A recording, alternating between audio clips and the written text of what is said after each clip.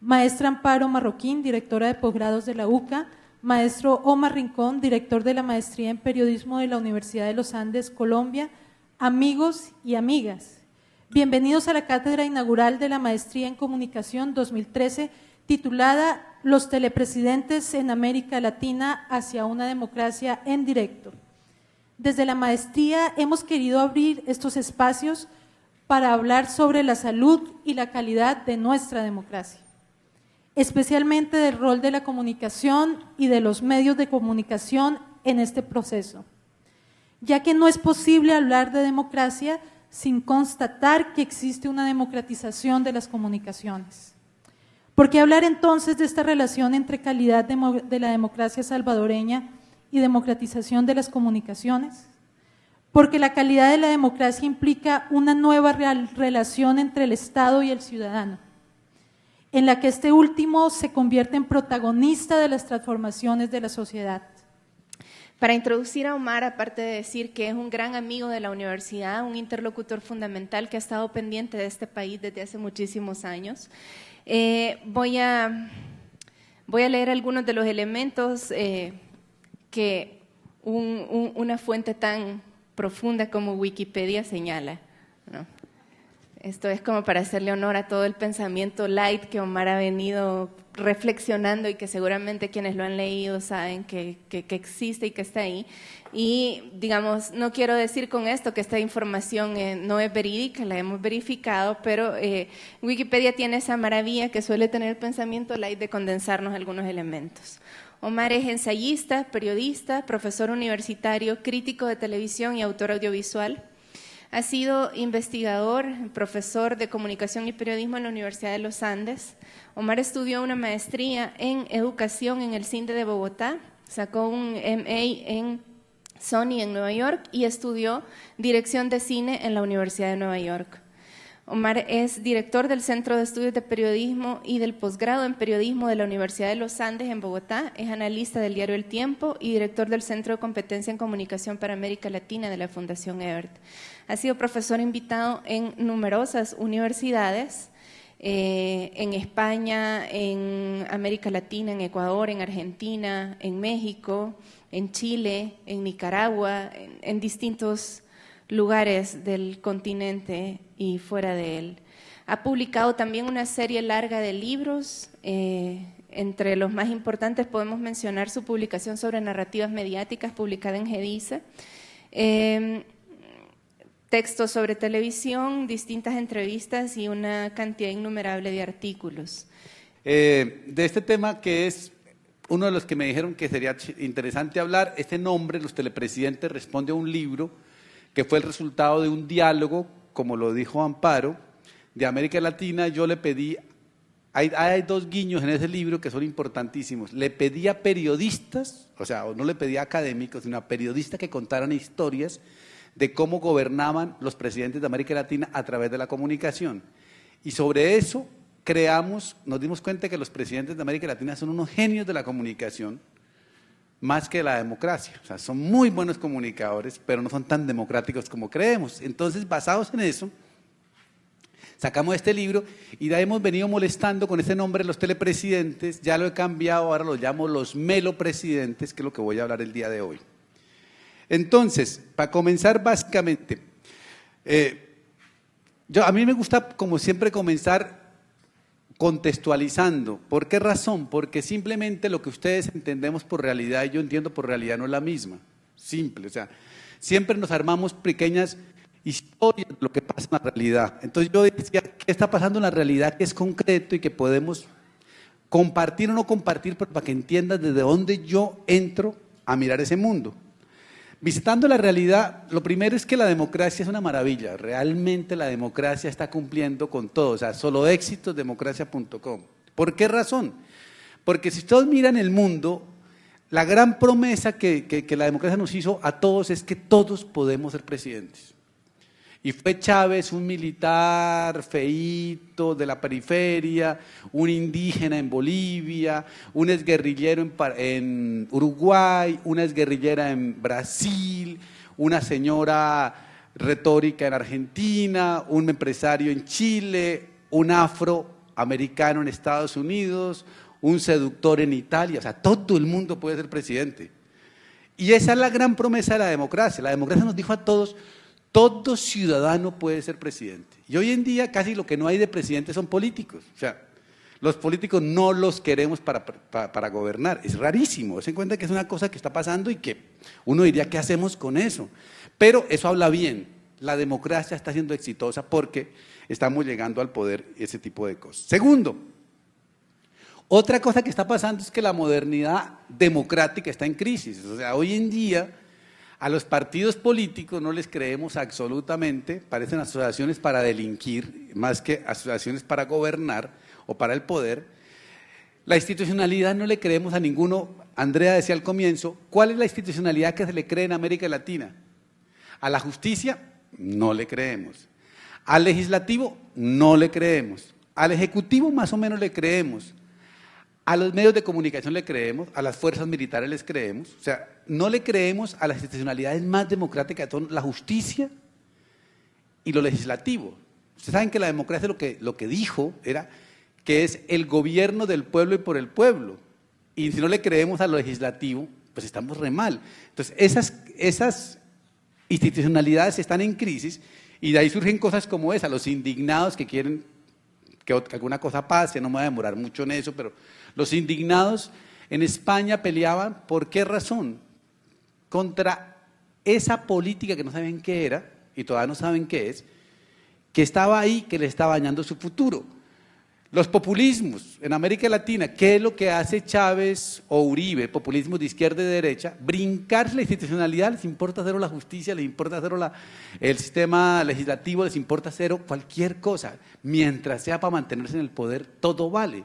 Y eso se llama ahora posinstitucionalidad y lo miramos a eso. Ahora el Papa, lo puse porque el Papa, ¿cómo no va a hacer una charla sin hablar del Papa? O sea, va a tocar hablar con el Papa. ¿Y el Papa qué llegó y dijo? A mí me encantó esa frase que dijo, o salimos a la calle y nos encontramos con la gente o nos volvemos una ONG.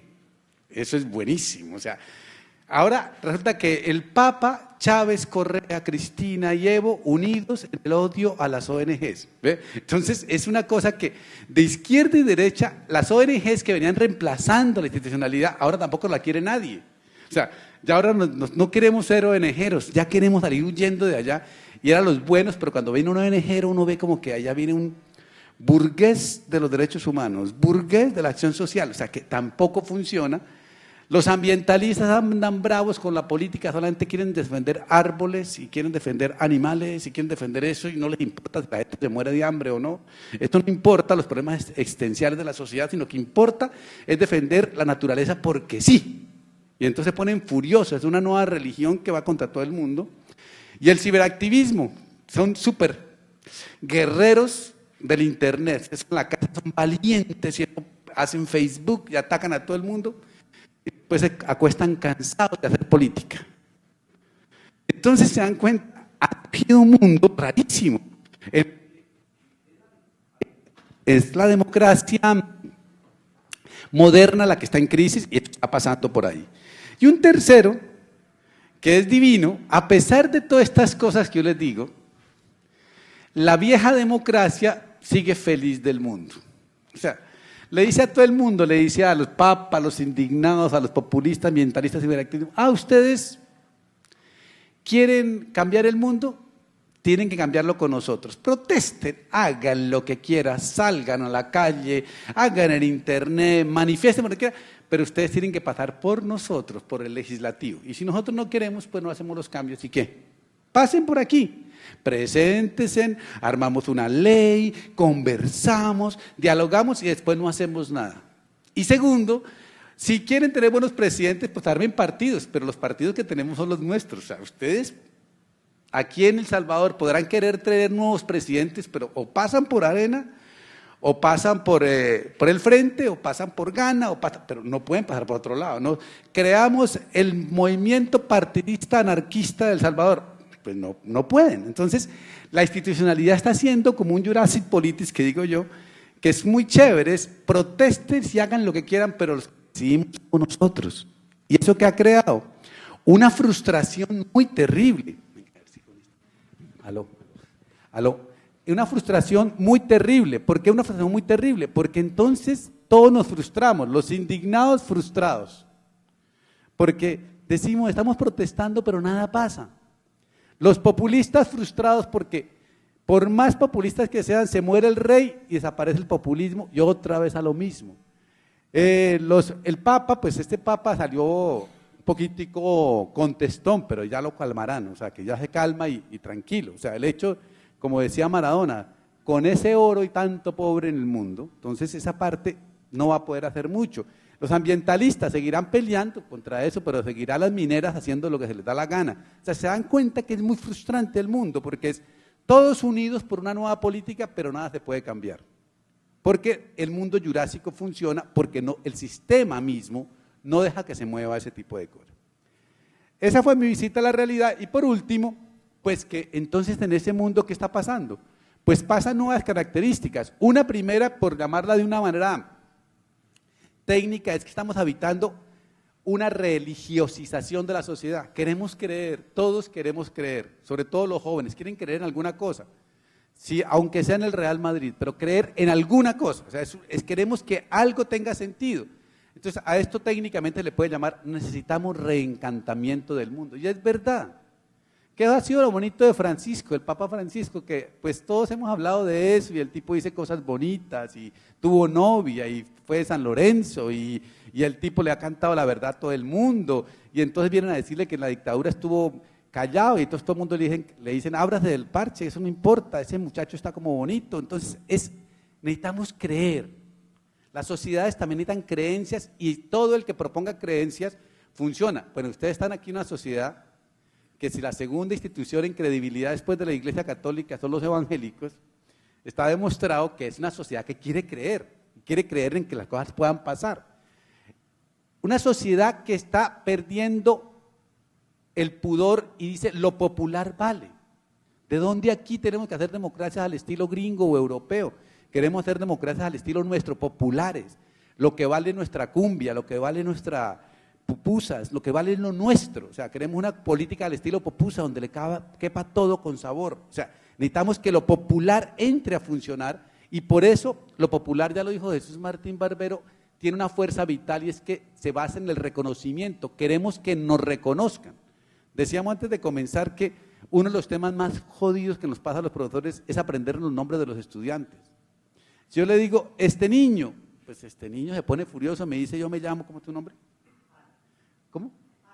Alan. Entonces me dice, yo me llamo Alan. Y si la próxima vez le digo, hola Alberto, me dice, no, yo me llamo Alan, reconózcame que me llamo de una manera. Esa es la primera cosa. O sea, queremos el pueblo y la gente quiere ya que la reconozcan, que la dejen de mirar como masa, como cosa ahí, y tienen que participar de eso.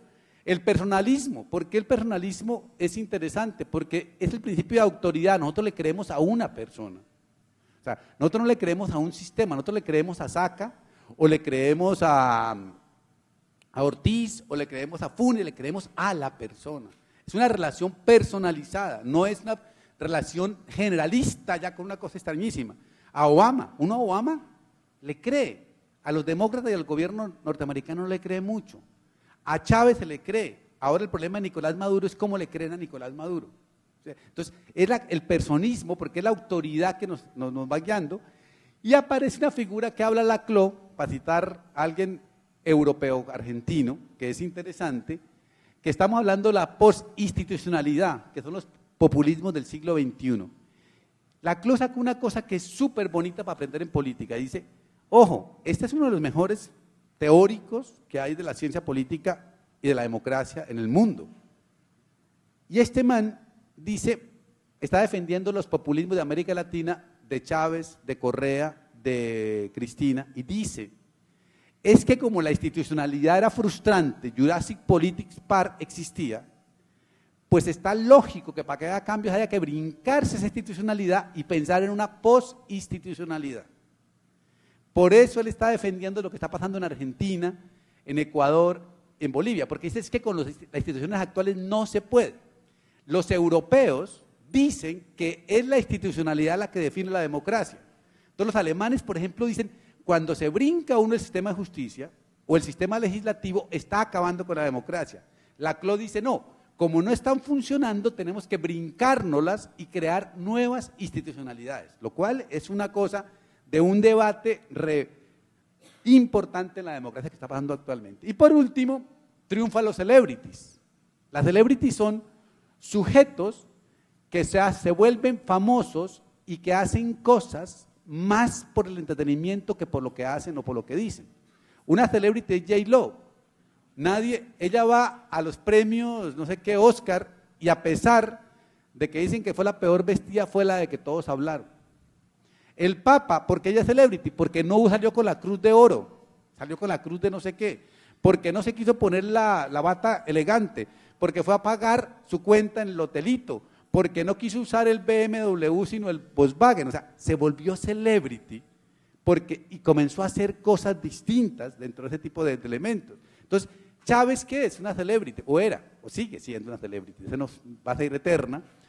Uribe es una celebrity, Cristina, o sea, son gente que en sí misma produce un amor público sin saber por qué. Entonces, desde ahí, entonces tenemos presidentes de eso, y le juro, esta gente de derecha e izquierda es complicado, uno no puede oír a Correa, ni a Chávez, ni a Uribe, ni a Cristina, ni a Obama, no los puede oír, porque donde uno los oiga se sale convencido. O sea, es mejor no oírlos, son unos genios, o sea, entonces mejor uno se esconde. Yo cuando los veo en televisión salgo corriendo porque me van a convencer, entonces prefiero no ser convencido, prefiero ser ateo a ser parte de ese elemento. Entonces, esto es lo que yo encuentro en la realidad. Si yo veo la realidad encuentro eso, entonces ¿qué es lo que hacemos nosotros en las maestrías y en la academia? Buscar explicar eso cómo pasa. ¿Por qué pasa eso?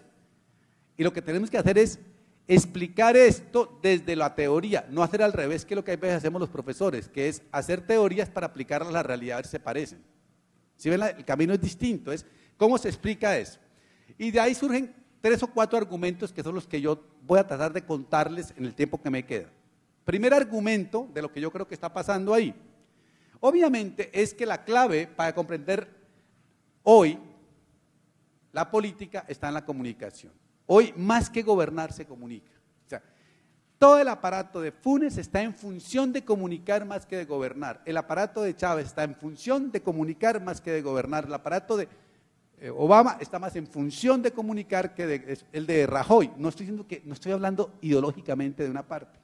Ellos ponen todo el énfasis en comunicar, en cómo cuento el cuento, más en qué hago realmente políticamente. Si uno le hiciera, eso sería una investigación divina, tomar un mes tipo, por ejemplo, del presidente de ustedes aquí de Funes, un mes tipo y tomar todo lo que él dice que hacen y compararlo con lo que pasa en la realidad, le juro que la cosa sería… Me dicen que hay un estudio que no he podido encontrar, que demuestra que en América Latina, de lo que los presidentes dicen que hacen, solamente 3% corresponde a la realidad y 97% a la ficción. Sería interesante, porque es que dicen muchas cosas, el mundo es una maravilla en el discurso, por eso se llaman gobiernos del decires. Entonces, de eso es que vamos a hablar, y por eso el rating es altísimo. El rating de Funes es impresionante, mejor que la telenovela Café con aroma de mujer o que Betty la Fea. Son rating, pero todos. O sea, si ustedes pongan a mirar, ¿verdad? Que Chávez, después de 14 años, una telenovela muy larga, iba por encima de 60 puntos de rating. O sea, ¿por qué? Porque básicamente están comunicando. Nadie los evalúa por gobernar, sino que los evalúan por comunicar. Segundo, que de alguna forma la teoría política no está sirviendo para explicar lo que está pasando. Si usamos la teoría política, por eso lo de Laclau es interesante, porque es un tipo que viene en la ciencia política y dice, lo que estamos explicando no sirve. Si usamos al señor Sartori, por decir alguna cosa, que es el famoso que tenemos ahí en video, Homus Videns, él dice que la culpa es de la comunicación, en lugar de decir, la política no está explicando lo que está pasando en la realidad. Después de un estudio sesudo en la universidad en que yo trabajo, en el departamento de ciencia política, al final concluyeron, después de 4 años, que en América Latina vive caudillismos y que eso le hace daños a la democracia. Dice, necesito 4 años para entender eso. O sea, yo creo que no. Pero la teoría política comienza a hablar la institucionalidad, los derechos humanos, una cantidad de categorías que eran buenísimas, pero que ya no están funcionando. Luego la teoría política que defiende institucionalidades, que es moderna, no está sirviendo para explicar esto. Por eso, lo que yo creo es que básicamente es mejor explicar todo de la lógica de la telenovela. Que si queremos aprender qué está pasando en América Latina en la política, mejor aprendamos de melodrama y de telenovela, que de ahí es mucho más fácil de explicar la realidad. Si le aplicamos la lógica, la matriz de la telenovela a la realidad latinoamericana, soloéxitos.com. O sea, podemos entender qué pasa. Entonces, la propuesta mía de aquí para adelante, arranco con eso, es desarrollar este último patrón. Yo creo que para entender América Latina, cómo funciona la política, hay que saber de melodrama y de telenovela más que de teoría política y democrática. Eso que estoy diciendo parece muy feo, pero bueno, es el asunto. Entonces, dicho esto, si esto es cierto, ¿qué es la política? Porque entonces eso cambia totalmente el concepto de política. Si lo que estoy diciendo es cierto, estaríamos hablando de la política como de otra fórmula. Primero, esto lo dice todo el mundo y no estamos de acuerdo la gente de derecha, de izquierda, de centro, de amarillo, de azul, del Real Madrid, de Barcelona, todos estamos de acuerdo en esto. La política es más que un asunto de programas y de ideas, una relatocracia. Es un asunto de relato, es un asunto de historias. Y les puse las dos palabritas en inglés porque es las que usan los asesores internacionales para descrestarlo a uno. Dicen, es que la política hoy es storytelling. Storytelling es contar historias, es una cosa que hacemos en América Latina divinas. Pero ahora le agregaron una nueva regla que es, no es solamente storytelling, es story living. ¿Y qué es story living? Producir experiencia. Entonces hoy no toma uno Coca-Cola, sino que está en la experiencia Coca-Cola. ¿Ve? Entonces ya uno cambió el concepto y ahora todo es una experiencia. Entonces ven a vivir la experiencia tal cosa. No vamos de turismo, no vamos a la playa, vamos a la experiencia playa. ¿Ve? Todo se volvió eso y a todo le volvemos un relato. Entonces, ¿qué es la democracia hoy? Chávez, un discurso, un relato que se vuelve en una experiencia vital. La gente pobre de Venezuela tiene acceso al petróleo y lo vuelve experiencia a través de las misiones. ¿Qué es Uribe? El mundo va a poder ser feliz sin las FARC porque no vamos a poder viajar, vamos a poder vivir en paz y viajar a las fincas. Entonces, un relato, sin las FARC podemos viajar a las fincas. Storytelling, la experiencia, viajar a las fincas. Pero, por ejemplo, uno iba a un parque natural en Colombia y lo peor que pasaba era que uno era segurísimo, pero ponían un batallón a cuidar el parque. Entonces, eso no puede ser una experiencia bonita. O sea, uno que se levante por la mañana a ver un militar al frente de su ventana, pero es una experiencia de que ya podemos ir a los parques naturales, ¿ve? La experiencia. Entonces, es un relato que lo convierto en experiencia. El señor Ortega en Nicaragua hace que se posesionen los embajadores en el barrio popular. Es una experiencia de que ahora estamos incluyendo al pueblo dentro de la democracia. Eso no sirve para nada. ¿De qué sirve que un embajador se posesione en un barrio? Para nada. Pero como experiencia de democracia es interesante porque la gente está actuando la democracia dentro de eso. Entonces, lo importante en política es qué relato cuento y qué experiencia genero con ese relato que yo haga. Entonces, los gobiernos que han logrado crear un relato mejor y una experiencia mejor, les va mejor en el rating. En ese sentido, uno puede criticar lo que quiera, pero lo han hecho bastante bien en América Latina. Los dos presidentes que les va peor en América Latina en este momento son Piñera y Humala. O sea, son los dos que no han podido tener un relato. Uno dice, armen el relato de Piñera. Piñera prometía, voy a hacer lo mismo de Bachelet, pero mejor. Entonces el tipo no ha podido hacer. Cuando tuvo a los mineros, ahí sí el tipo se volvió famoso y abrazaba a los mineros cuando salía y subió 12 puntos. Luego echaron a Bielsa de la selección de Chile y perdió 12. O sea, mineros es fútbol igual, un partido de fútbol igual que los mineros. O sea. Entonces funciona como eso. ¿Y qué pasó esta semana? Bachelet volvió. Y Bachelet volvió y el mundo mandó a parar. Y eso todo el mundo está feliz. Bachelet sin decir una palabra. Tiene un relato y tiene una experiencia. ¿Cuál es el relato de Bachelet? Una mujer que es capaz de contar la democracia ciudadana cercana porque la ha vivido, pero además de comportarse como una mujer popular normalita. Nadie podrá decir que Bachelet es elegante, que es bonita, que es súper maquillada, no, ella sale todo el tiempo despeinada, con el mismo sastre, es una experiencia de ciudadanía. En cambio, por ejemplo, Cristina Fernández de Kirchner es al revés, es la experiencia del culturoso argentino, o sea, que es súper elegante, nunca repite vestido, habla como los dioses, una argumentación perfecta y sale todo el tiempo absolutamente como una vedette. Y bien, es parte de la experiencia argentina. Uribe, un tipo que en Colombia propone una experiencia de no saberse vestir, de no saberse hablar, de eso, pero ser un berraco, ¿con quién hay que pelear? A ver, ¿con quién? ¿Con quién? Es la experiencia del colombiano, nosotros nos damos en la jeta con el que sea, o sea, eso no hacemos así, pero hacemos respetarnos. Entonces, cada uno de eso. Ahora en México, que es nuestro héroe, Peña Nieto, héroe de telenovela, ese man es un güero divino, casado con Angélica Rivera, otra protagonista de novela, impresionante, ya no están destilando amor, sino destilando democracia. Entonces, una cosa que uno, ¿cómo no va a creer eso? O sea, hay un relato que es alucinante, o sea, están bien contados. Entonces, ¿cuál va a ser el rating? Rating altísimo, porque está en esa lógica. Segunda cosa, es que la política es una lucha por el relato de la hegemonía política. Yo lo que estoy luchando, y miren el caso salvadoreño es divino. ¿Cuál es el relato que ha montado Arena respecto al Frente? Que el Frente son unos trogloditas matones sin nada. Y los que más mataron fueron los otros, pero los que quedaron con el síndrome de matones fue el Frente. Entonces, ahí viene el Frente, viene el diablo, viene el coco, viene todo. Y armaron un relato. Y el Frente dice, no, nosotros somos la familia. Ay, niño.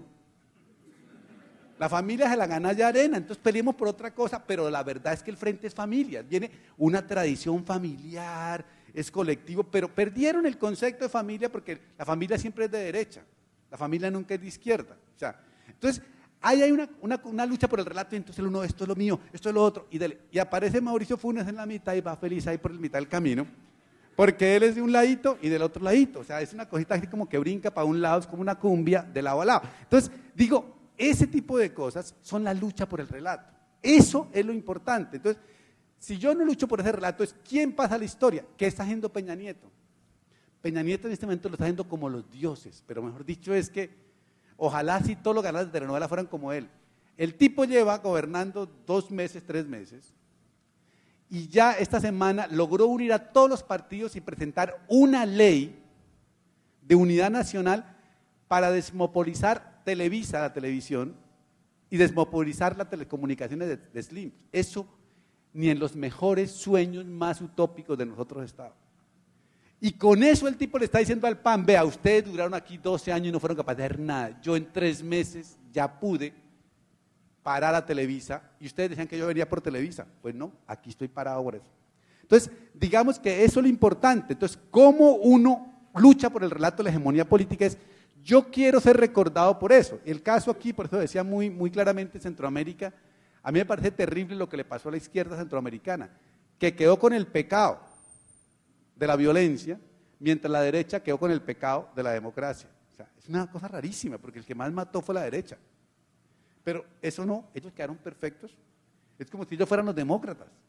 Y ahí pasó una cosa que le ganaron el derecho, y ya no se puede hacer nada, ganaron eso. ¿Cómo le va a pelear eso? Ya públicamente ganaron ese relato. Es como cuando ustedes también jugaron en la guerra del fútbol con Kapuczynski el relato contra Honduras. O sea, ustedes ganaron en la guerra, pero en fútbol está ganando Honduras. Entonces, por más de eso, pero ustedes saben que ganaron esa guerra y que le dan en la cabeza cuando quieran a estos muchachos de Honduras. Pero ellos ahorita que están felices porque la selección de Honduras está ganando. Entonces, es una lucha por el relato. Por eso el fútbol es tan importante, porque ahí pasa ese tipo de elementos. Tercero, es la lucha por dominar la agenda del mercado de la opinión pública. Esta frase, ¿saben de quién es? De Leonel Fernández, un presidente exitosísimo en República Dominicana. Y es, en el fondo, el hacer política es cómo domino la agenda de la opinión pública, pero me encanta ese nombre que le puse al comienzo, el mercado. Es cómo yo hago para dominar el mercado de la opinión pública. O sea, la opinión pública es como un mercado, pero tiene temas. Entonces, ¿yo cómo voy dominando esos temas? Entonces, por ejemplo, yo tengo que tener como política 7 agendas para ver cómo las muevo. Si estoy perdiendo en derechos humanos, entonces muevo para el fútbol. Si pierdo en el fútbol, muevo para este lado. Ahora, por ejemplo, este fin de semana es espectacular. Viernes, fútbol. Después, Semana Santa y Papa. O sea, estamos hechos. O sea, tenemos 10 días en que los políticos podrán descansar. ya no tienen que poner nada, pues ¿quién se va a preocupar por ese tipo de elementos? O sea, tenemos agendas que van a ese mercado de la opinión pública. Entonces, yo si soy un político eficiente, domino ese mercado y hago que la gente hable de lo que yo quiero que hable, no de lo que ellos quieren que hable.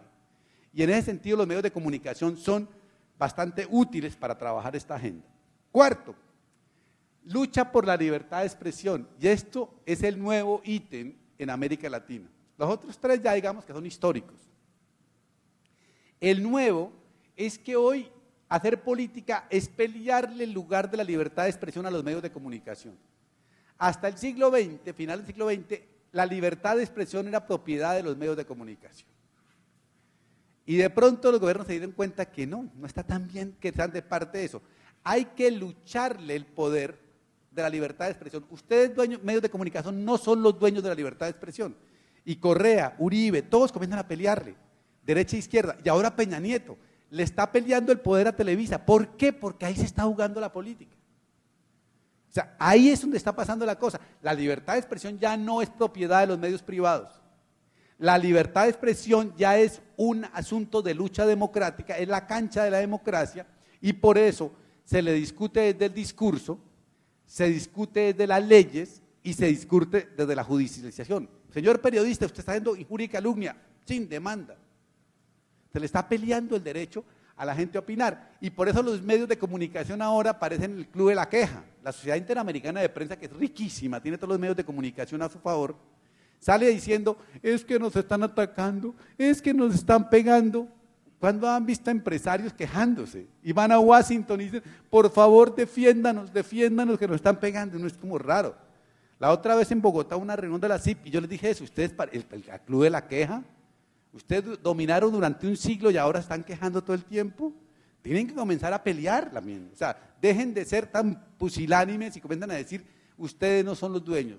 Esa cosa cambió rotundamente en la forma de pensar. Quinto punto, que es importante, política es meter lo popular a la política del gobierno.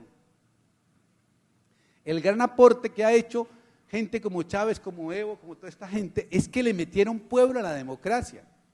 La gente que ya está en el poder no es la gente de antes. Antes eran los expertos que venían de Washington y de Europa. Ahora la gente que gobierna es gente que se parece al pueblo. Y eso es importante. O sea, eso puede que nos parezca feo, que no nos guste, que parezca ignorante, pero eso es lo que están haciendo. Y le ponen pueblo no solamente en eso, le ponen en la moda, en el estilo de vestir, en las formas de hablar, en las formas de pensar. Ustedes habrán visto que Chávez le dice al Fondo Monetario Internacional, ¿quién sabe más que el pueblo acerca de economía? Y desde ahí le dialogan a eso. Ya no se cita extranjerismo, sino se cita este tipo de cosas, y eso marca el discurso para eso. Por lo tanto, lo que llegamos a tener hoy es que la política está hecha de presidentes y políticos que son periodistas y entretenedores a la vez. Entonces son periodistas, no estoy diciendo nada de Salvador, no. Estoy diciendo simplemente que es una cosa que pasa, porque es que en Salvador se da la disyuntiva de que el presidente es periodista, pero Chávez o Correa o estos parecen periodistas, están en una reunión, hola, ¿cómo estás? ¿Qué hace? ¿Por qué me pregunta? Decide qué le preguntan a la gente, son los que ponen la agenda, son los que interpretan, son los que van moviéndola a eso, pero además nos la hacen pasar re bien, emocionalmente, no que riamos, sino que la pasamos emocionalmente bien. Uno puede contar 7.000 anécdotas de por qué se divierte tanto con esta gente. Uno ve a Uribe, o ve a Correa, o ve a Evo, y uno la pasa bien, realmente uno está ahí cada frase que dicen, cómo se visten, cómo se comportan. O sea, son gente que de alguna forma trabajan para el espectáculo de la democracia. Pero además con una siguiente ventaja, son hiperprofesionales, realmente están haciendo muy buen periodismo. O sea, los mejores periodistas trabajan ahora en las casas de gobierno de América Latina.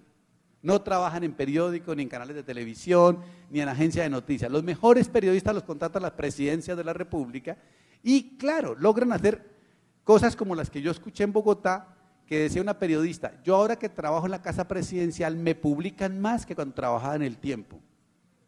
Porque hacen perfectamente, mandan a los medios hacen copy-paste, copy-paste, copy-paste, y no hay problema para nada. Entonces, sacan la información de la Cámara tal como la manda la presidencia, sacan lo de radio como la manda la presidencia, sacan eso, pero más con un influjo directo, porque le mandan a todas las emisoras del país y a todas las televisoras, a todos los periódicos, o sea, logran mayor penetración. Entonces, no lo están haciendo mal, lo están haciendo muy bien.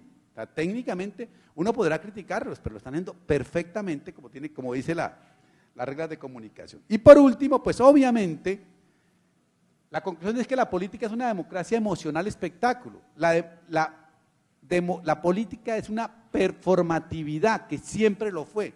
No sabemos quién se inventó que la política era racional y de programas, siendo que la política siempre ha sido una puesta en escena, una puesta en espectáculo, una emoción.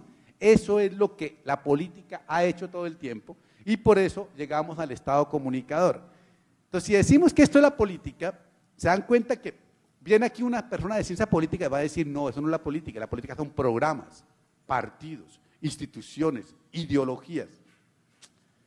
Y uno dice, pues yo no sé dónde está eso en las universidades, porque lo que está actuando es mucho más esto y por eso es que la comunicación está de moda.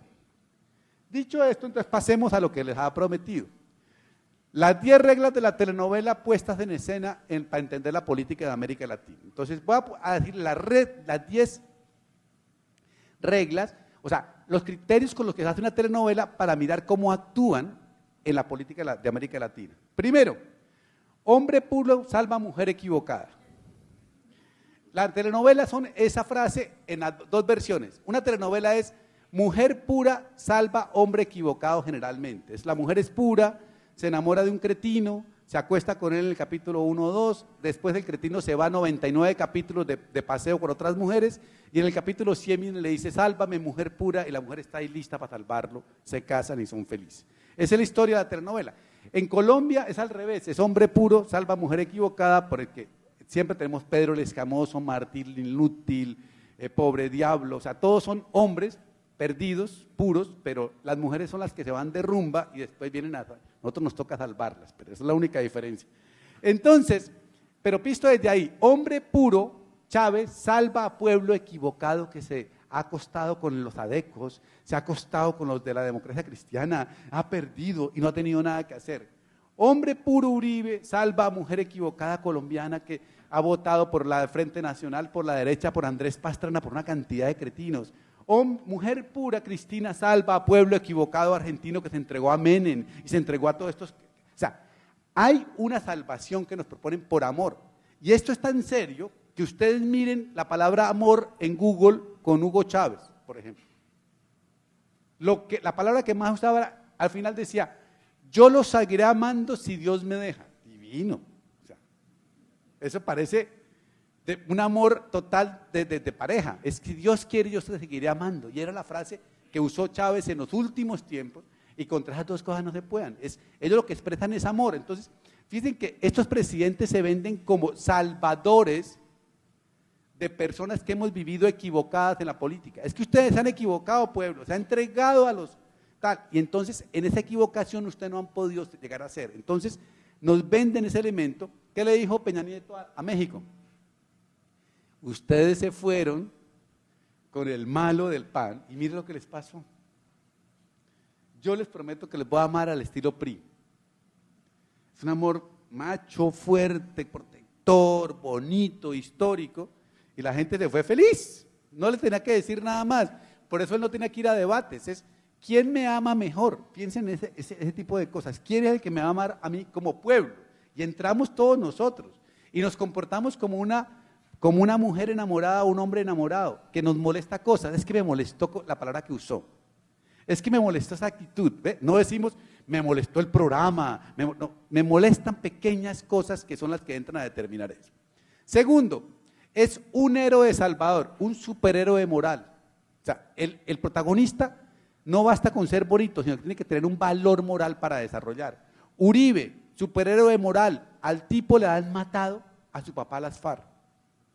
Luego él venía a una revancha de justicia contra eso. A Chávez lo han casi que echado el ejército, le han dicho que era un negrito feo, sambo, asqueroso, outsider, de todo. Y intentó el golpe de Estado y no pudo. En el 84 les dijo, por ahora. la revancha vendrá, y ahí vino con todo y fue con toda la cosa eso. Entonces, Cristina le dice al mundo, ustedes piensan que vamos al Fondo Monetario Internacional, no, una mujer argentina y Néstor Kirchner, vamos a gobernar contra Menem y el liberalismo.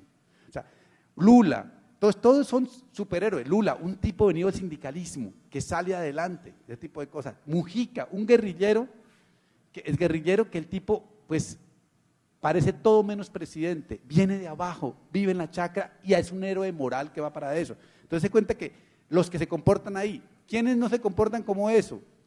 Piñera y Santos de Colombia, porque son políticos o empresarios tradicionales, entonces no le cree uno, a Santos uno dice, uy, ese man debe tener algo malo,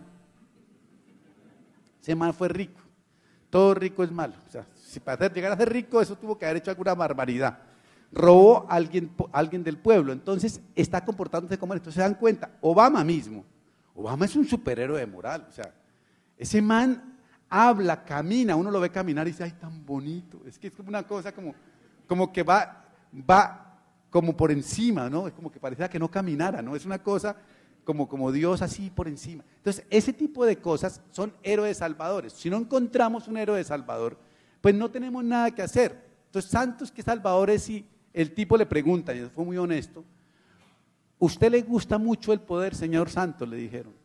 Y el tipo dice, no, a mí no me gusta mucho el poder, yo nací, viví y he comido del poder. Es verdad, fue muy honesto. Entonces le dicen, ¿y cómo quiere ser recordado? Dice, como el hombre que traicionó su clase, lo cual es chévere, y lo está tratando de hacer, pero es duro, porque entonces le toca volverse héroe yéndose contra los ricos. ¿Ve? Entonces tiene que volverse un discurso contra eso.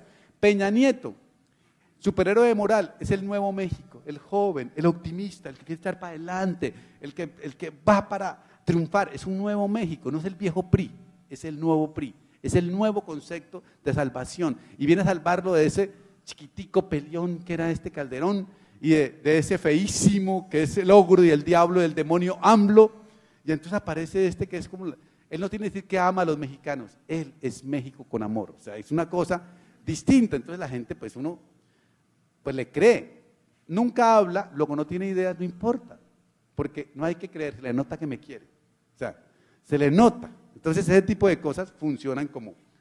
Tercero, hay que tener enemigos claros. Esto es lo clave de la telenovela y lo clave de la política hoy. Si no tengo un enemigo claro, ¿contra quién voy a pelear? Las FARC, el imperialismo, Menem y el neoliberalismo, los banqueros y los medios de comunicación en Ecuador, en México. ¿Quiénes son? Los monopolios por un lado y por otro lado el narco. Entonces, pero la gente cree que es más grave los monopolios que el narco. Entonces peleemos primero contra el monopolio y después del narco, ahí vamos mirando, pero primero el monopolio. Entonces hay que tener un enemigo claro. Si uno no tiene cuál es el enemigo claro, no hay posibilidad de dominar, porque para que uno pueda enamorar, tiene que tener contra quién luchar, porque si no, es muy fácil, o sea, enamorar sin pelear es muy fácil, es una cosa, por eso los celos y por eso toda esa cosa que se vuelve tan fuerte, porque lo mueve. Entonces, en la política tiene que uno tener clarísimo quién es el villano, y si no lo tiene, inventárselo. Y eso es comunicativo, eso es de comunicaciones. ¿Quién puede ser el malo? La pregunta, ¿contra quién vamos a luchar? Eso es, por ejemplo, lo grave cuando un partido está en el gobierno, que no puede salir a decir después, es que este gobierno, pero usted era el gobierno. Entonces no puede salir a luchar contra eso. En México, mientras AMLO no se retire, va a ganar el PRI de aquí para adelante infinitamente o el PAN, porque ya AMLO es el perfecto villano. Entonces ya no hay nada que hacerle, entonces como que uno queda cosificado. En Estados Unidos la ventaja es que el partido republicano es tan de derecha que ha servido para que Obama, sin poder hacer mucho, vuelve a gobernar, pero está clarísimo contra quién se lucha y qué es lo que se hace. Cuarto, es una historia de amor. Entonces en la historia de amor es donde aparece más la comunicación, es demostrar que amamos a la gente a través de subsidios, a través de estar en el pueblo. Estos presidentes no gobiernan en la capital, la pasan en el barrio, en la finca, en el pueblo, en la casa de la señora, están amando en directo, es como el novio feo que va todos los días a la casa a molestar a uno y que le dice te amo, te amo, te amo. O sea, gente que está todo el tiempo en acción de amor. Entonces por eso no necesitan periodistas, es cara a cara, es directo, por eso les gusta hablarle a la gente, por eso están todos los días en el noticiero, por eso todo el tiempo están expresando su amor y ahí es donde aparece el aparato comunicativo, que es brincarse a los periodistas a todo tipo de cosas. Quinto punto de la telenovela, moral popular. En la telenovela no hay matices, hay buenos y malos, hay venganzas y pasiones, hay religión, familia, o sea, la regla de oro es uno no va contra Dios ni contra la familia, uno básicamente todo el tiempo decide el mundo en blanco y negro. En la política debe pasar al revés, podría ser, pero si uno no tiene claro que son los valores de la gente, la moral popular la que funciona. Por eso las encuestas hay que mirarlas. Cuando decía Andrea al comienzo, ¿quiénes son los que tienen mayor credibilidad o legitimidad en América Latina? Se dice, primer lugar la Iglesia Católica, segundo lugar las fuerzas militares, tercero los medios de comunicación, en general. ¿Qué le dice eso a uno la realidad? Esto, que la gente lo que quiere es, si primer lugar es las fuerzas militares o alguna cosa de estas, es que la gente quiere autoridad. O sea, ¿qué es lo que representan las fuerzas militares? Autoridad. Si lo segundo que aparece como contundente la religión, ¿qué es lo que tiene la religión de eso? Queremos creer, queremos valores, queremos creer en algo y la religión nos recuerda eso. Y tercero, los medios de comunicación, queremos pasarla bien, queremos entretenimiento. Entonces, si uno traduce eso, entonces los valores que aparecen son los mismos de la telenovela.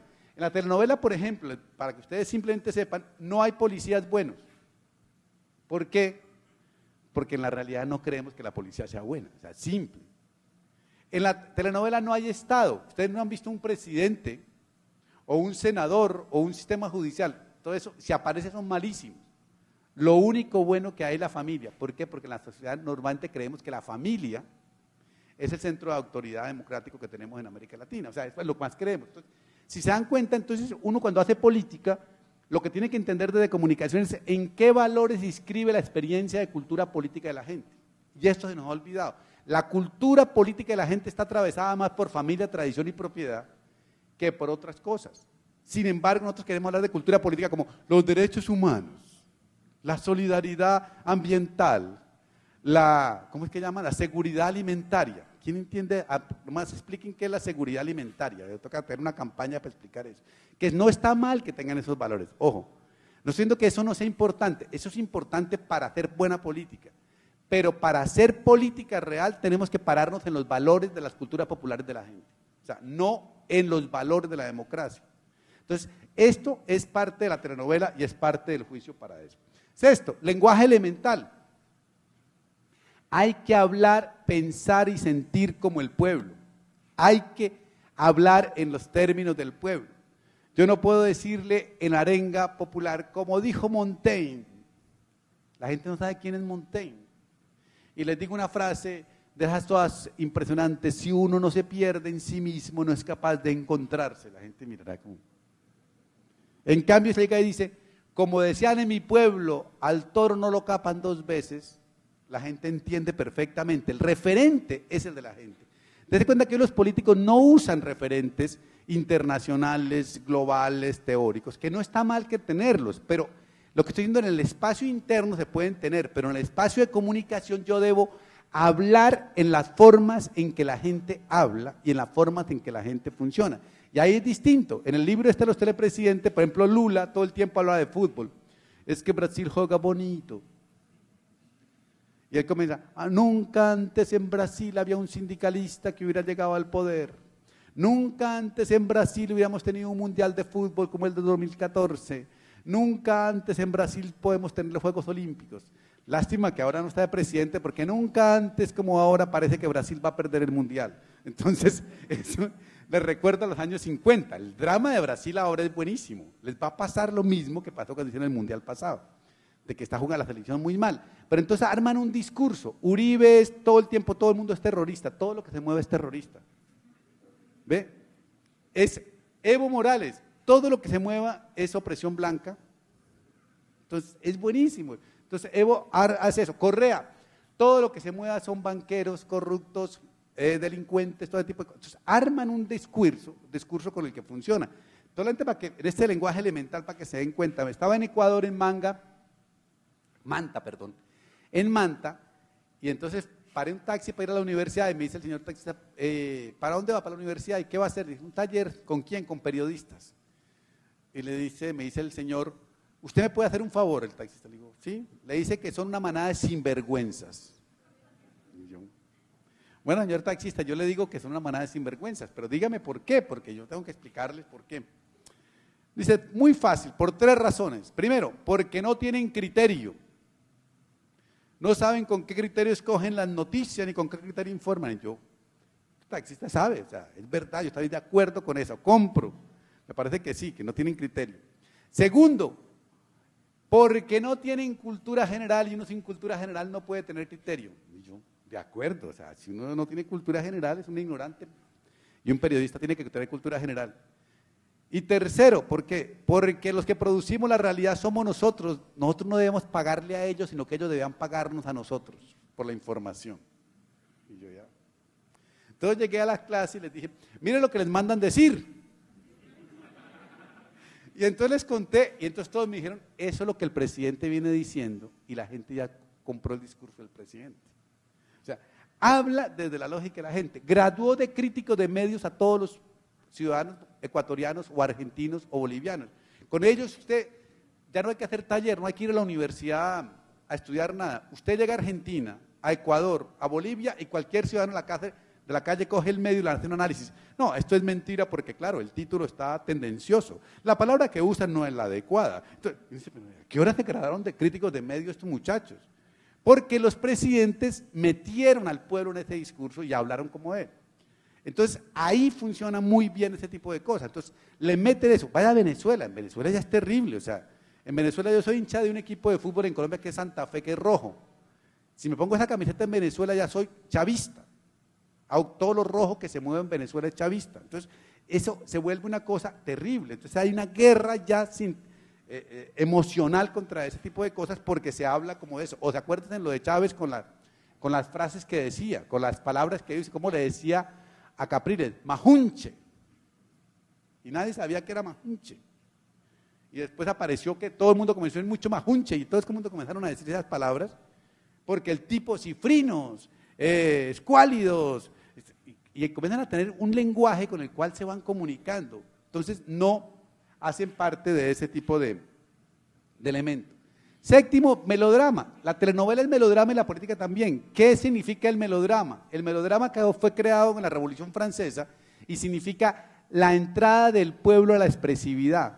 El melodrama es la altísima expresividad emocional. Uno en política como en la telenovela no ama, requete ama. Uno no se pone bravo, se pone requete furioso. O sea, todo es excesivamente melodramático y eso aparece ahí porque eso es lo que permite que la gente quiera. Es la situación que siempre le pasa a uno en las parejas. Cuando la novia se pone brava, aquí uno tiene que ponerse más brava con el mesero. Entonces, vaya, defiéndame, dele. O sea, y entonces uno, aunque no quiera ponerse bravo, le toca ponerse bravo, le toca actuar. O cuando la novia le produce una serie de celos y uno no se pone bravo y dice, pero es que no te importo. Entonces toca uno ponerse bravo. ¿Por qué le sonreíste a ese? Entonces, y ahí quedan felices, o sea, porque hizo la escena melodramática. En política hay que hacer lo mismo, o sea, ser expresivo sentimentalmente todo el tiempo, porque si no, no logras encontrar eso. La fiesta está buena si le ponen música que ustedes se sepan. Si ustedes le ponen música que no se saben, ustedes la pasan medio aburrido ahí toda la noche como.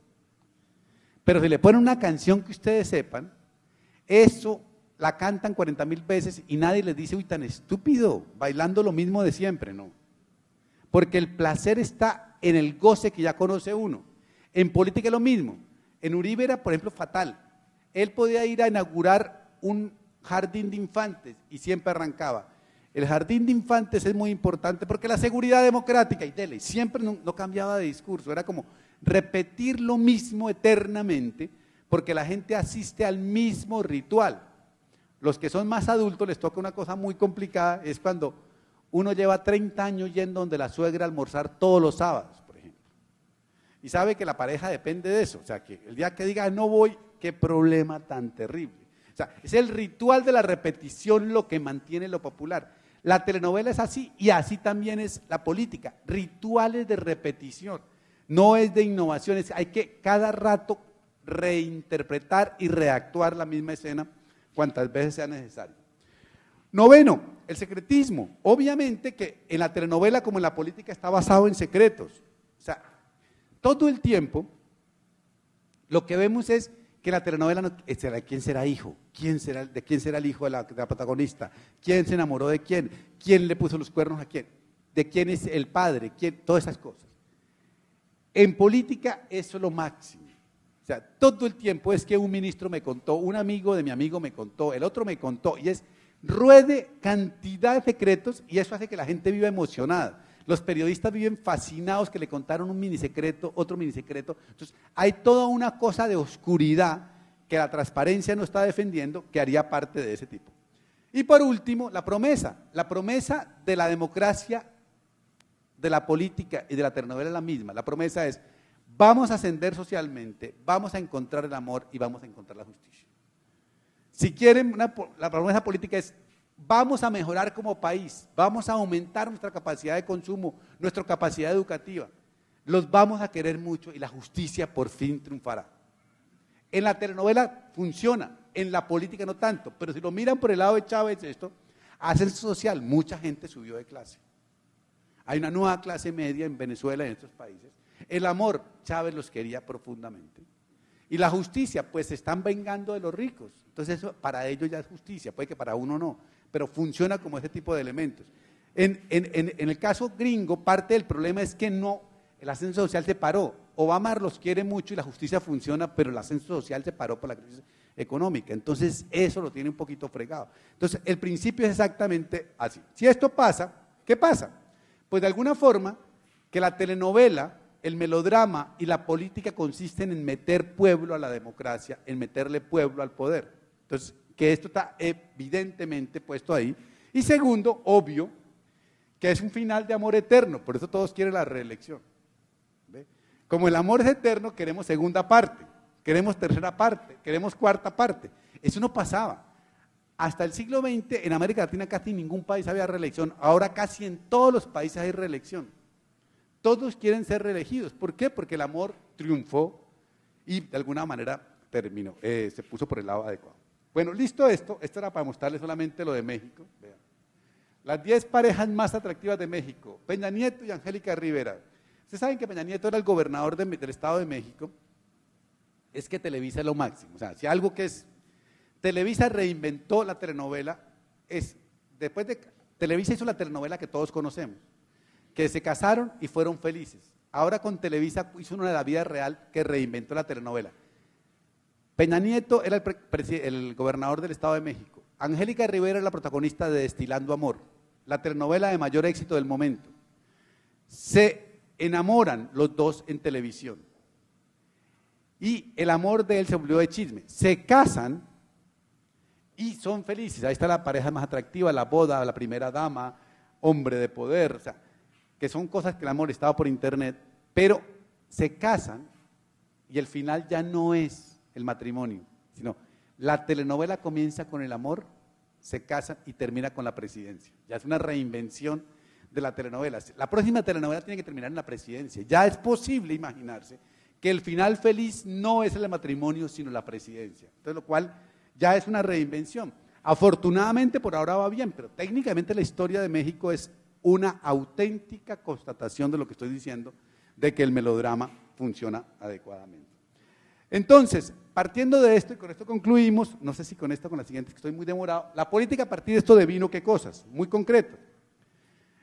Es un acto de evangelización, lo más parecido a un acto de evangelización. Lo que buscamos es el amor y la fe de la gente. O sea, yo busco como político que la gente me quiera y quiero que me quieran dentro de la fe que yo les propongo. O sea, ¿qué les pido a la gente? Fe en mí. ¿Fe en qué? En 2 o 3 cosas que yo le pido. Si lo logro, estoy ganado porque eso no va a poder cambiar.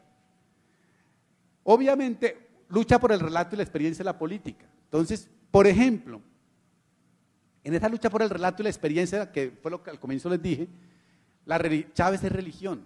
Ya a Chávez no se le puede entender por fuera que creó una religión alrededor del chavismo. Ya Chávez hace parte de la corte de santería de Venezuela. O sea, ya no es un personaje normal. Entonces, cualquier regla que uno vaya contra él no puede ir contra Dios. Entonces, parte del asunto fundamental. Y lo de K-Fútbol es el movimiento K de argentino, que es que los argentinos tienen una cosa maravillosa, y es que van al fútbol, a los conciertos y a la política de la misma forma. Entonces, ellos tienen la misma estética, todo el tiempo van marchando igualito a las tres cosas. Entonces, ellos no van a una cosa, sino que es Cristina, y andan así, y van a fútbol, Boca, y van a los Rolling Stones, Rolling. Entonces, es exactamente la misma cosa. Entonces, crean una experiencia de la política. Si yo estoy en Argentina, ¿qué tengo que hacer? Traer la experiencia del fútbol y meterla en la política. O sea, es lo que tengo que hacer. Si yo estoy en Venezuela, tengo que traer la experiencia caribeña de la religión y meterla en la política. O sea, tengo que meter la experiencia de lo popular dentro de lo que yo quiero hacer. Obviamente, si es una experiencia performativa, ahí aparecen dos cosas que Andrea dijo al comienzo que yo decía, y es que la política se volvió una simulación, por darle un nombre feo, pero una actuación, y la ciudadanía nos hemos vuelto una ciudadanía televidente contemplativa. O sea, nosotros somos así mirando la política. A ver, diviértame, enamóreme, sedúzcame, no hacemos nada. O sea, la pasamos ahí como un público televidente a ver cómo va la telenovela y no actuamos. Esto de que somos participativos y interactivos, eso no funcionó, por lo tanto es un acto de entretenimiento. Y lo otro es que todo tipo de políticas funciona. Aquí voy a hacer un resumen rápido porque quiero terminar pronto. Es la política 0.0, para darle un nombre, la política jurásica sigue funcionando, porque todo lo que yo he dicho es como que funcionara una sola política, no, funcionan todas las formas de la política. La 0.0, que es la premoderna, la estética de clase, esa funciona. La familia que es del frente votará siempre por el frente, la familia que es de arena votará siempre por arena, o sea, esa no cambia, porque seguimos también siendo tradicionales, no es que somos ahora todos posmodernos. La 1.0, la de los partidos, la representación, la ideología, la militancia, la base social, seguirá funcionando. O sea, no es que ahora digamos que eso desapareció. Vean en Estados Unidos con el Partido Republicano, sigue funcionando el Partido Republicano, eso no es que ya se eliminó. Ahora todo el mundo, ya, eso no existe, existe. O sea, casi que no podemos ir contra ese tipo de elementos. Todas funcionan. Existe la 2.0, que es la de los medios, que es la que yo les conté hoy.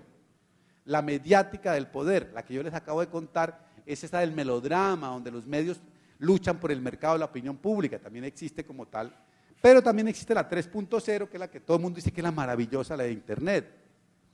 Pero lo que quiero dejar clarísimo es que las cuatro funcionan en simultáneo, o sea, que no nos comamos el cuento de que es una o la otra, no, todas funcionan en simultáneo, todas hacen parte del discurso que tenemos que contar. Entonces, no compremos esa cosa de que, uy, es que no tienes internet. No, también uno puede vivir sin internet. O sea, las cuatro funcionan y cada una tiene una forma de actuar. Eso es lo que es bacanísimo en comunicación política, es tenemos que aprender a diseñar las cuatro en simultáneo. No una o la otra, no, las cuatro en simultáneo con cosas distintas para eso. Esto es para mirar ya lo que está pasando. Chávez señala, está el Papa con Maradona y con Messi, y está el Papa Chávez vuelto político. Estas cosas que circulan por la red. Es divina la del Papa con Maradona y con Messi, es espectacular, pero le puse la de Chávez ahí, y miren esta que es divina todavía, el Padre, el Hijo y el Espíritu Santo. Entonces, esto ya es como mirar que esto es los juegos, o sea, esto pasó a los 30 segundos que eligieron al Papa. O sea, comenzó a circular eso. ¿Por qué? Porque tiene potencia melodramática. O sea, eso a todo el mundo se le ocurre, y en la iglesia ahora tienen dos dioses. Entonces, una frase que leí que es divina, que es, el Papa de la iglesia es Bergoglio, Francisco, ¿no? Papa Francisco.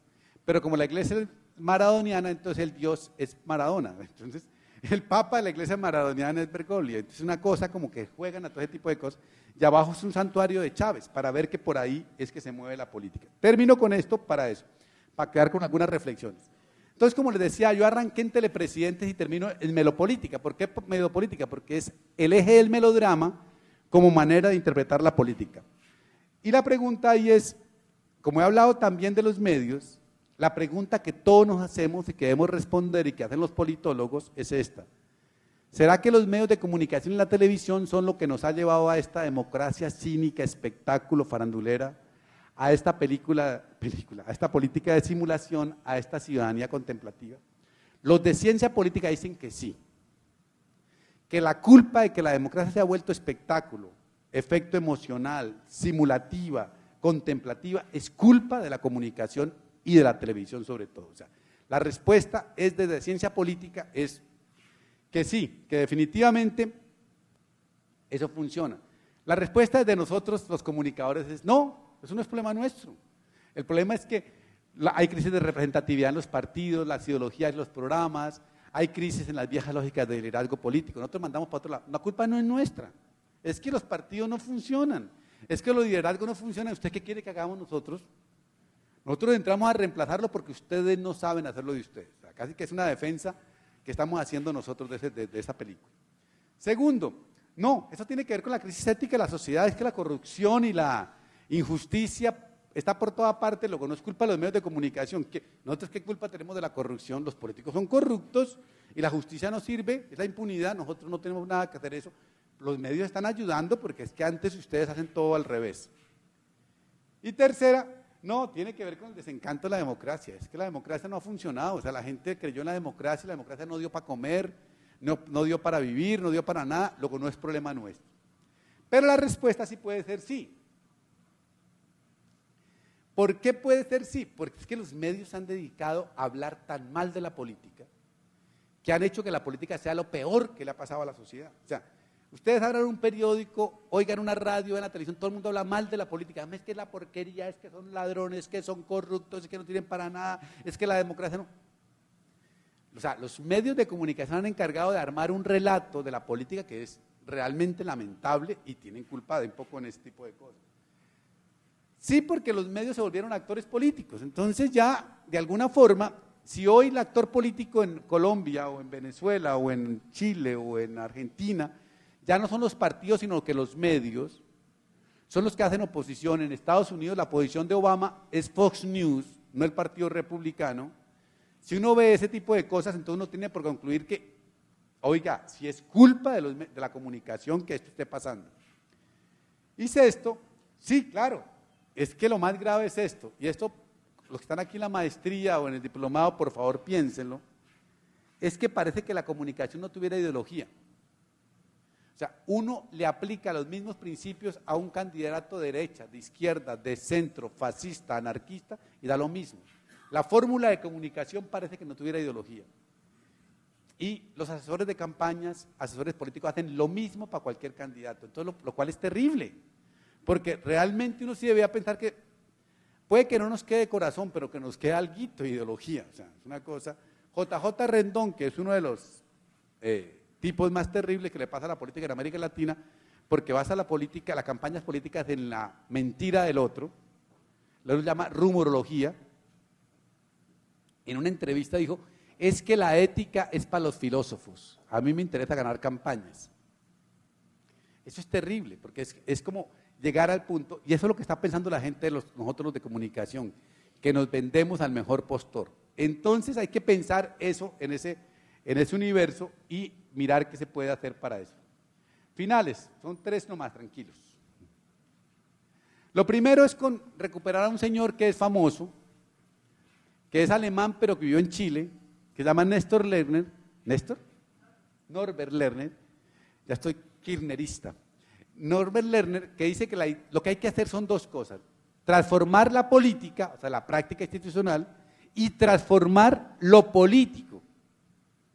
Y eso me parece que es súper interesante como propuesta, no basta con transformar la institucionalidad de la política, sino de qué está hecho lo político. Lo político está hecho de cultura, de comunidad, de rituales, de maneras de pensar, de maneras de actuar. Esa es la parte interesante. Ustedes aquí en la maestría no van a poder hacer la práctica, transformar la política, porque eso depende de un movimiento nacional que transforme todo eso.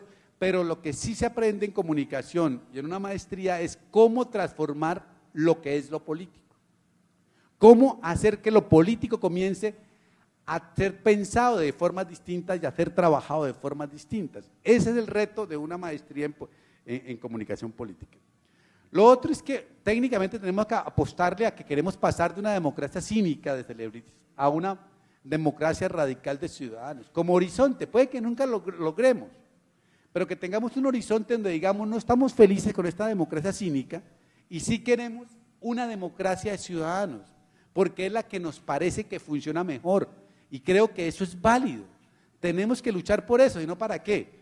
Para aprender otra vez a hacer lo mismo cínicamente no hay caso. Puede que nos toque hacerlo, no estoy diciendo que no lo van a hacer porque toca sobrevivir, pero que por favor pensemos que hay una democracia más radical que sí nos interesa trabajar más a fondo.